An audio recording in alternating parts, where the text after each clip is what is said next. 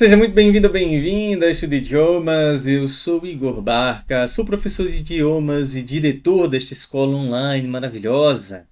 E hoje eu gostaria de contar a minha história com os idiomas, como eu aprendi cada um dos idiomas que eu domino, como se fossem inúmeros, né? E gostaria de contar a história nos idiomas que eu aprendi. Então, quando eu falar da minha história com o italiano, eu vou contar em italiano. Quando eu falar da minha história com o inglês, eu vou contar em inglês e assim sucessivamente, tá bom? Vou até arriscar um pouco de espanhol. Confesso que eu não falo bem espanhol, mas vou arriscar um pouco de espanhol, tá bom? Vou ficar nervoso? Vou ficar nervoso, claro.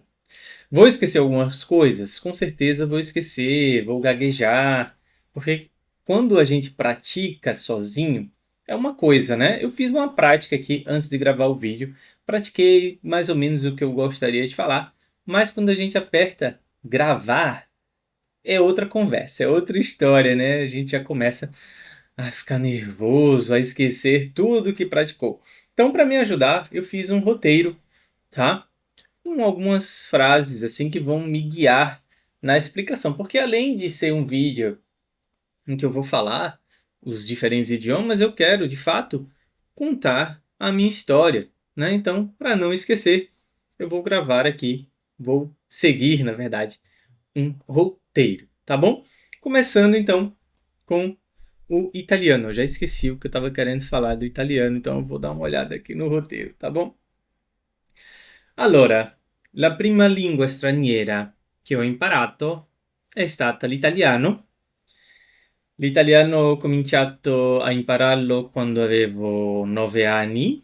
Ho cominciato da solo con dei libri che mio babbo mi aveva comprato. Mi ricordo un guida di italiano che si chiama Berlitz.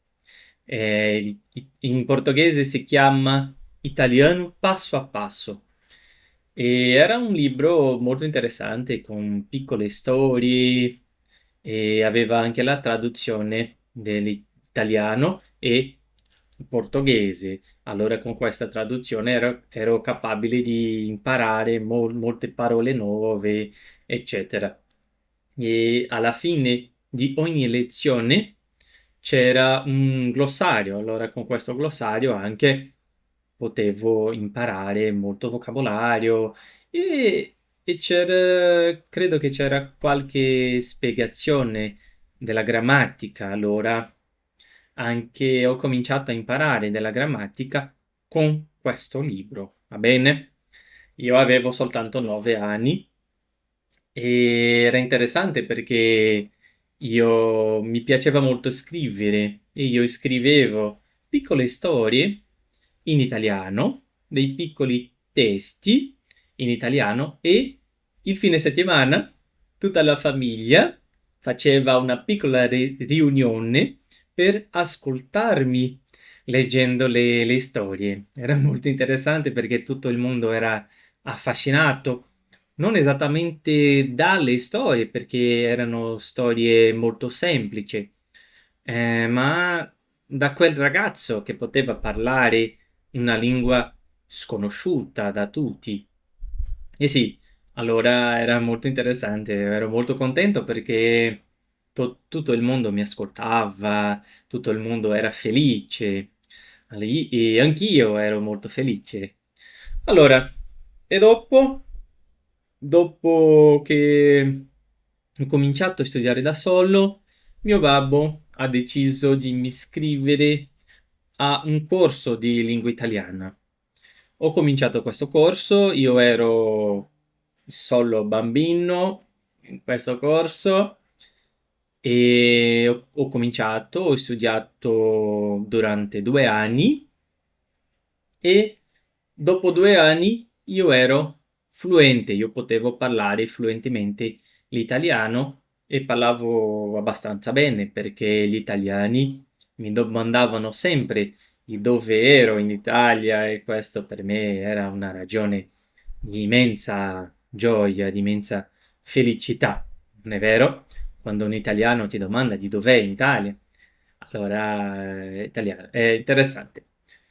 Ok, allora questo è stato l'italiano. Oggi io leggo un po' in italiano, non leggo molto, ma leggo un po' in italiano. Posso leggere della letteratura in italiano senza alcuni problemi, perché per me è molto facile da leggere. Posso anche ascoltare dei podcast o dei video in italiano perché non ho nessuna difficoltà per capire. Allora, ma per parlare per me non è così facile perché non ho tante persone con cui posso praticare l'italiano. Allora non parlo molto e questa è sempre una delle difficoltà che ho con tutte le lingue che imparo.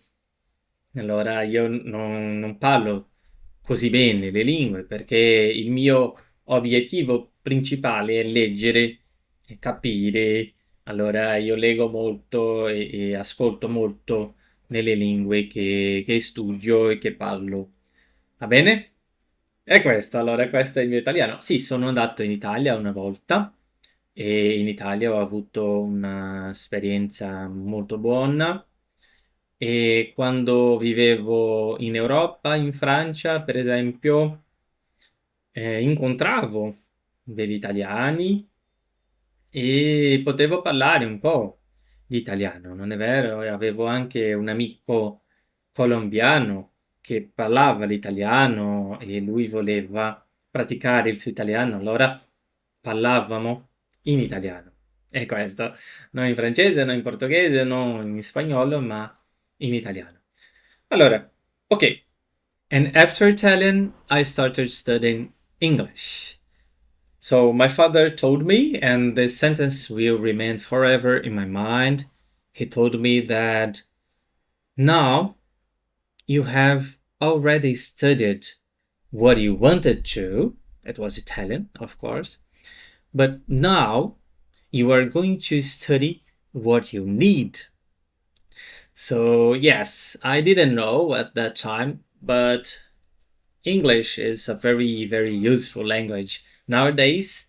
I admit it, but at that time it was not pleasant to study English. I didn't like it at all, so it was very difficult to attend courses to study at home.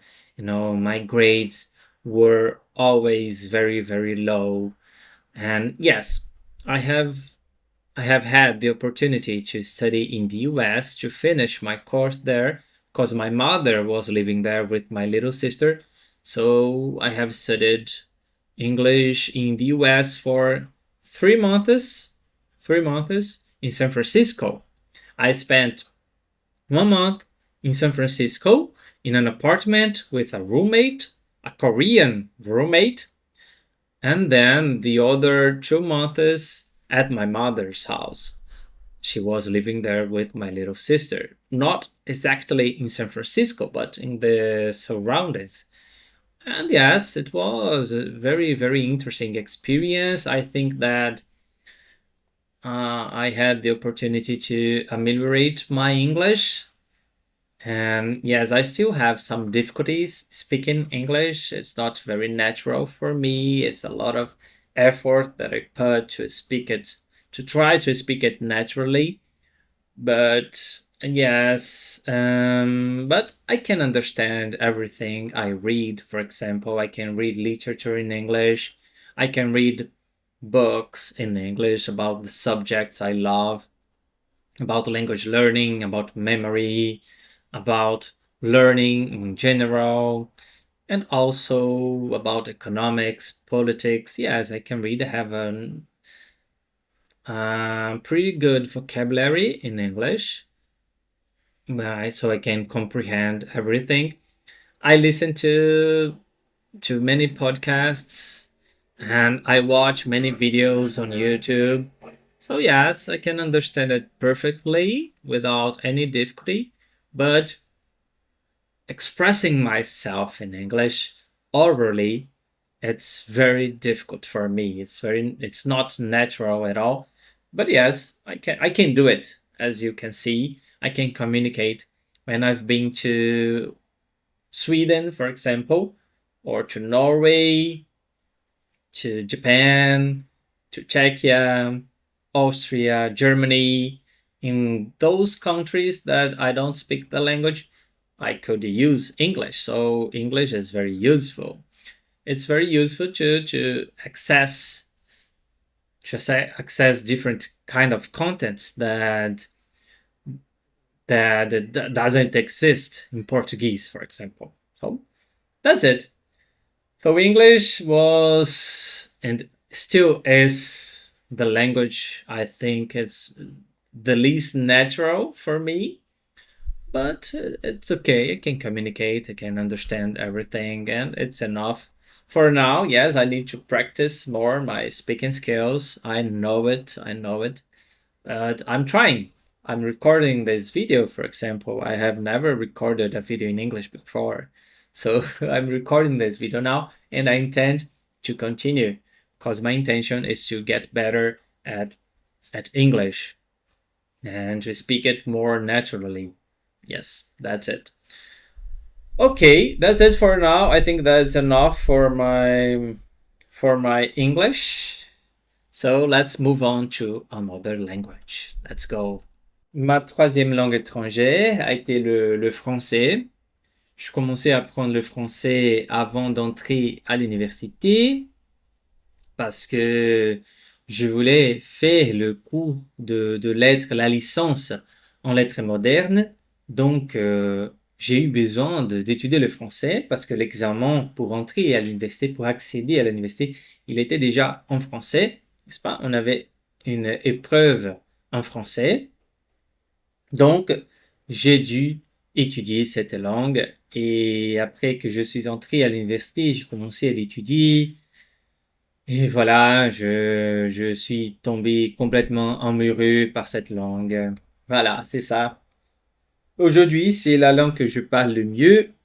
Je suis pas de difficulté, je lis, je regarde des vidéos, de films. Je peux tout comprendre en français. Je lis beaucoup de littérature aussi en français. Voilà, j'ai lu des articles en français et j'ai aussi une chaîne YouTube entièrement en français. Voilà. Donc, j'enregistre des vidéos en français sur la langue française. Je suis professeur de français. Je suis professeur d'anglais aussi et d'italien. Mais le français, c'est vraiment ma langue préférée. Voilà. Et j'ai même réussi le DALF C2 en 2018. En 2018, j'ai réussi le DALF C2, c'est ça. Voilà. C'était en 2018, un peu avant la pandémie. Voilà, c'est ça pour le français. Donc, je passais combien de temps pour l'apprendre? Je crois que 2 ans, 2 ans, 3 ans, mais jusqu'aujourd'hui, j'apprends tout le temps. J'apprends toutes les langues que je parle. Je continue à les apprendre. C'est ça. Donc, pour l'espagnol, voy a intentar hablar español, pero sé que no hablo muy bien. No estudié mucho español y por eso no lo hablo bien. Es eso. Pero puedo leer perfectamente en español. Leí, por ejemplo, García Márquez, Cortázar en español sin dificultad. Hice cursos en español. Escuché músicas de cantantes como Jorge Drexler, Calle 13 también. Y no sé exactamente si tengo un acento sudamericano o de España, porque eso no conozco muy bien los diferentes acentos, entonces no puedo decir cuál es mío. Tal vez una mistura de los acentos, no lo sé.